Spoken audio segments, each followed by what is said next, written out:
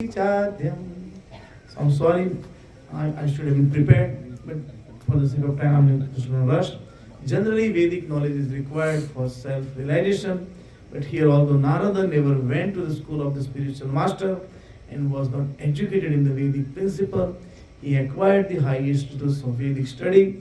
This process is so potent that even without performing the religious process regularly, one can be raised to the highest perfection. How is this possible? This is also confirmed in the Vedic literature. Acharyavan Purusho Veda. One who is in association with great Acharya, even if he is not educated or has never studied the Vedas, can become familiar with all the knowledge necessary for realization. The process of devotional service is very happy one. Why? Devotional service consists of Shravanam, Kirtanam, Vishnu. So one can simply hear the chanting of the glories of the Lord or can attend philosophical lectures on transcendental knowledge given by authorized acharyas. Simply by sitting one can learn. Then one can eat the remnants of the food offered to Krishna, nice palatable dishes. In every state, devotional service is joyful. One can execute devotional service even in the most poverty-stricken condition. Wow. One can execute devotional service even in the most poverty-stricken condition. Right? We always hear the complaint. What do I have? Right? The Lord says, Patram Pushpam Palam Toyam Yomi Bhaktya Prayachati Tadaham Bhakti Upahakam Ashnami Prayatatmana is ready to accept from the devotees any kind of offering. Never mind what, even a leaf, a flower, a bit of fruit, or a little water, which are all available in every part of the world, can be offered to by any person regardless of social position and will be accepted and offered with love. There are many instances in history simply by tasting the tulsi leaves offered to the lotus feet of the Lord. Great cities like Sanat Kumara became great devotees. Therefore, the devotional process is very nice and it can be executed in a happy mood. Krishna accepts only the love with which things are offered to him. It is said here that this devotional service is eternally existing. It is not as the Mayavadi philosophers claim.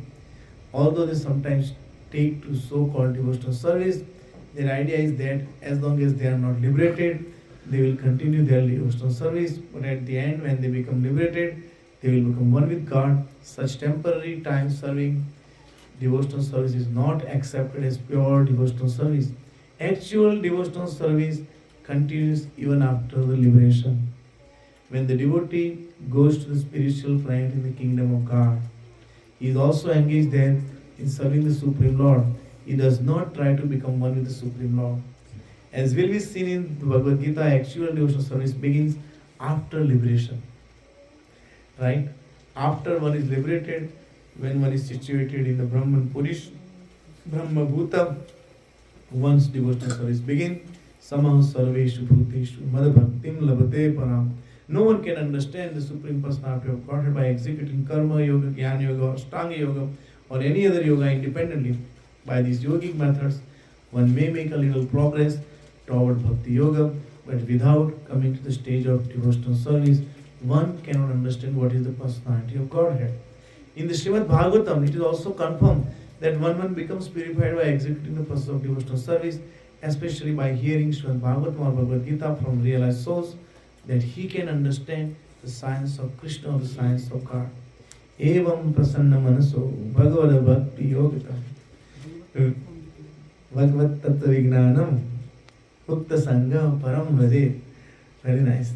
So, when one's heart is cleared of all nonsense, then one can understand what God is. Thus, the process of devotional service of Krishna consciousness is the king of all education and the king of all confidential knowledge. It is the purest form of religion and it can be executed joyfully without difficulty. Therefore, one should adapt it. Okay, let's go through the slides very quickly. Okay. Supremely purifying. We just went through that. Destroys all four phases of karmic reaction. We know that what are the four different phases of karmic chain, right? There is a verse in the Bhagavad Gita. Api chetsu duracharo, right? Bhajate maam ananyavad. So there is no situation in this world that actually precludes the devotional service. Api chetsu duracharo. This Today we refer three verses in the Su. Right? There's one in this one is in Su, right? There is one over here. Then 719 Sudurlabham and Suduracharo. Duracharo is enough, but Suduracharo, that person also can come to the platform of the devotional service.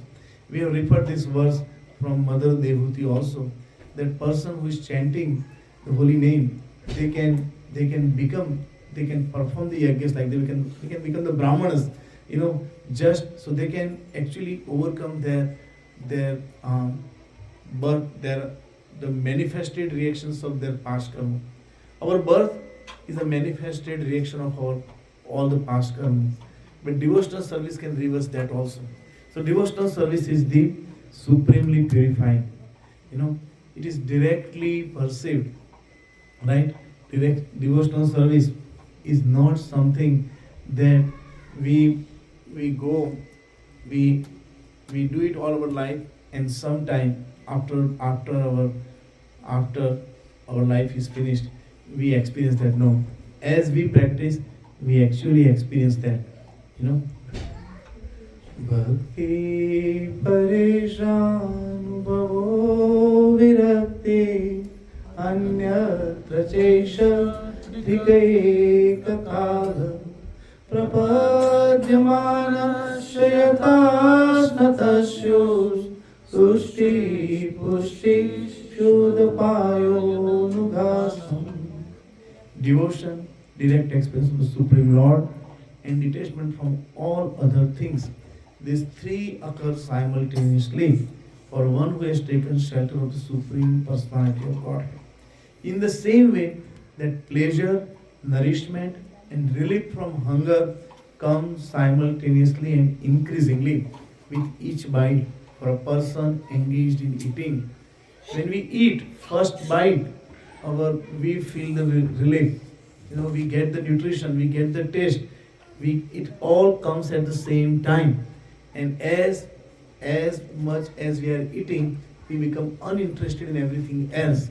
Same way, when we take up the process of bhakti, we experience all these three things at the same time. The devotion, the direct experience of the Lord, and we become detached from all other things. So it's a pratyakshavagam. This is one of the best verses to go into this, because it actually overpasses the analogy. Whatsoever good food it could be, we can't enjoy it beyond a certain point, right?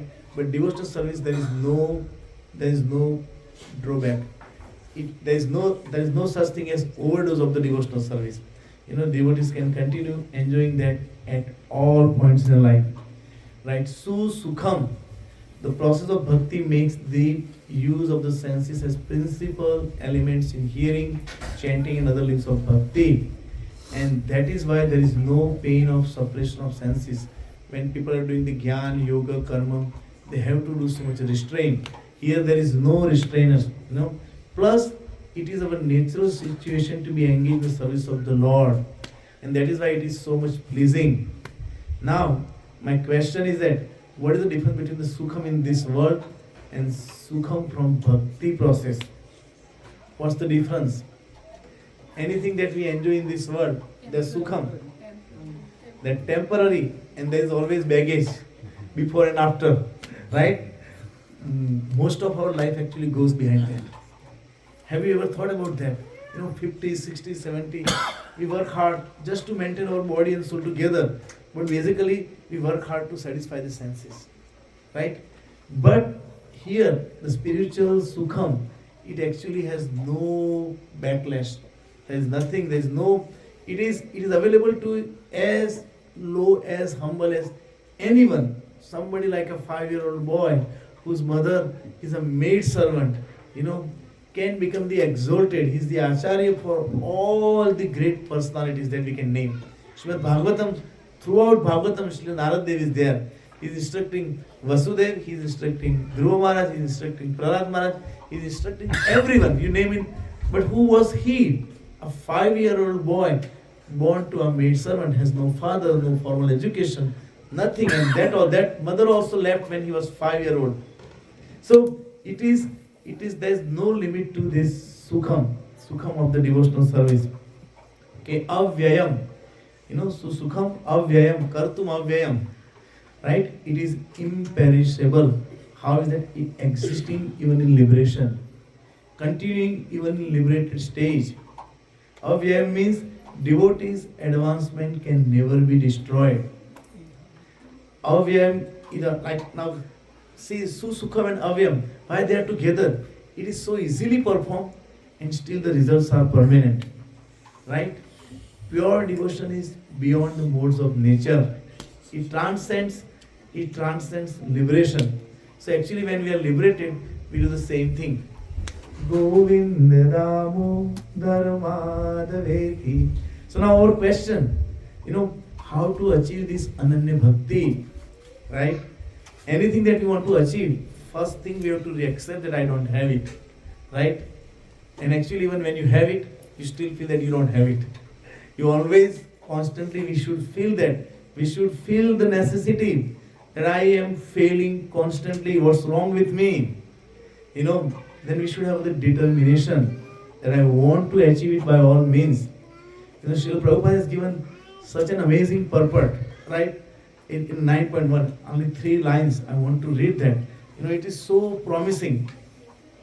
And the other day, we were in the Bhakti Vruks, and one of the devotee, we had some discussion, and then it is so nice that, Srila Prabhupada is 9.1, right? Okay. So, first verse, here it is that the matters which are described in the 9th chapter deal with below unalloyed pure devotion. Therefore, it is called the most confidential. One who is situated in the most confidential knowledge of Krishna is naturally transcendental. That's obvious, right? He therefore has no material pangs, although he is in the material world. Now, this is something so amazing that I find, and I think most of us, we have this is our situation. In the Bhakti Rasamrita Sindhu, it is said that although one who has a sincere desire to render loving service to the Supreme Lord is situated in the conditional state of material existence, he is to be considered liberated. Simply desire, right? All we have to do that sincerely desire this. Each one of us has a unique situation, limitations, right? Who can deny? And we think ours is the worst, right? But everywhere is the same situation, right? Similarly, right? This is Srila Prabhupada's words. It is from Bhakti Rasamrita Sindhu. Actually, I went through and I found few verses, but we don't have time. And similarly, we shall find in the Bhagavad Gita 10th chapter that anyone who is engaged in that way is a liberated person. So that's the homework for the next class. You guys have to find out that verse from 10th chapter in Bhakti Rasamrita Sindhu, right? But this is true that we are in our situation as it is handicapped, right? We have so much desire, but at the end of our day, we we think, oh, I wanted to do so many things and I couldn't do this. What's wrong with me? But that sincere desire actually is the kind of a seed that takes us to the perfection. That verse in the chapter 8. Yam yam vapi smaran bhavam tyajantyante kalaivaram tam tameveti kaunteya sada tad bhava bhavati. Whatever you desire, that's actually manifest. So, at least desire. My point is that at least understand that I'm struggling, I'm having a difficult time, but what do I desire? This is my sincere desire. Oh my dear Lord, please help me. Now these are the ways we associate with the devotees. We associate with the devotees who have the taste of the holy name. We regularly read Srimad Bhagavatam, we discuss it, we sincerely chant the holy name of the Lord. These are the ways that actually we support our desire, right? But the most important part, to know it and to desire it so sincerely. So I will end over here. If we have some time, or anybody has any comments, questions, please share your heart. If you want to, you can do it afterwards also. Yes, Prabhu. Kevin, Prabhu.